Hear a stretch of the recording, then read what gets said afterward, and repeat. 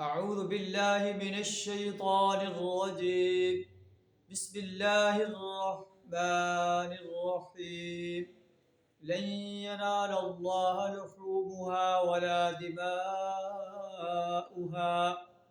ولكن يناله التقوى منكم. كذلك سخرها لكم لتكبروا الله على ما هداكم وبشر المحسنين. صدق الله العظيم. لن ينال الله لحومها ولا دماؤها. اللہ کو تو تمہاری قربانیوں کا نہ گوشت پہنچتا ہے نہ خون پہنچتا ہے.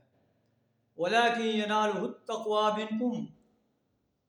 اللہ کو تو تمہارا تقوی پہنچتا ہے کہ کس خلوص سے نیت کے ساتھ تم نے اللہ کے حضور قربانی کی ہے. اگر نیت ریاکاری کی ہے تو تمہیں کچھ اجر نہیں ملے گا، اور اگر خالصتاً اللہ کی رضا کے لیے قربانی کی ہے تو اللہ اسے انشاءاللہ قبول فرمائے. كَذَلِكَ سَخَّرَهَا لَكُمْ لِتُكَبِّرُوا اللَّهَ عَلَى مَا هَدَاكُمْ. اس طرح اللہ نے تمہارے لیے ان جانوروں کو مسخر کر دیا ہے تاکہ تم اس کی بخشی ہوئی ہدایت پر اس کی بڑائی بیان کرو کہ اللہ ہی سب سے بڑا ہے، وہ بہت بڑی ذات ہے، اس کی بڑائی کا کوئی تصور نہیں کر سکتا.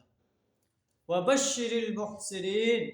اے نبی صلی اللہ علیہ وسلم ایسے محسن انسانوں کو جو خالصتاً اللہ کی رضا کے لیے قربانی کرتے ہیں، اللہ کی رضا کے لیے ایمان اور عمل صالح سے اپنے آپ کو آراستہ کرتے ہیں، دین اسلام کو غالب کرنے کے لیے کوشاں ہیں.